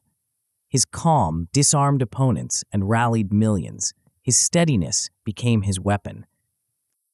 Viktor Frankl survived concentration camps by choosing meaning over bitterness. He observed his own suffering with the detachment of a scientist, even as he endured it. He wrote, "Between stimulus and response there is a space. In that space is our power to choose our response. In our response lies our growth and our freedom." He lived the loop, he owned it, and he came out whole. These aren't superhumans. They're people who trained agency under the worst conditions imaginable. If they could stay unbothered in the face of systemic oppression, imprisonment, and genocide, you can stay unbothered in the face of a rude email or a tense meeting. The tools are the same, the stakes are different, but the principle holds: you own the loop or the loop owns you. Your first move. So what do you do now? You've read the book, you've seen the system, you understand the theory. What's the first concrete action? Start with your top 5 trigger cards. Sit down today, not tomorrow, today, and write them. For each trigger, script the if-then line, the neutral phrase, the exit option, and the boundary. Keep the cards where the triggers occur. Desk, car, phone, make them visible. Next, choose one BMT reset line and practice it out loud. Right now, say it 5 times. Give me 60 seconds. I'll respond clearly. Hear your voice saying the words. Feel the cadence. Make it familiar so it's there when you need it. Finally, set a 7-day ownership check. Pick the moment in your day when you're most likely to spike, the morning stand-up, the commute home, the evening email check, and set a reminder 5 minutes before. The reminder says, own the loop. That's it. Just a cue to notice, interrupt, reframe, act. 3 moves today, not next week, not when you have more time, today. Because here's the truth, you already know enough. The gap isn't knowledge, it's execution. And execution starts with one decision, followed by one action, followed by one more. The identity you're choosing. This book isn't about managing anger, it's about choosing who you become. You can be the person who gets baited, who loses their cool in meetings, who sends emails they regret, who ends days exhausted from replaying conflicts. That's one path. It's familiar, it's easy, and it's expensive. Or you can be the person who cannot be baited, who stays steady when others spike, who holds boundaries without drama, who walks into tense rooms and lowers the temperature just by being there. That's the other path. It's harder at first, but it compounds into something irreplaceable, a reputation for composure that opens doors, builds trust, and protects your energy. The choice is binary, the path is clear, the tools are in your hands. Decide to repeat. Be the person who owns the loop, who spots the traps, who interrupts the hijack, who reframes faster than the fire can spread, who detaches from noise and anchors to process, who pre-commits the best response and executes it under pressure, who signals calm so convincingly that others mirror it. Be unbothered, not because you don't care, because you care enough to stay in control. Calm is your edge. Earn it today. Keep it for life. The work starts now.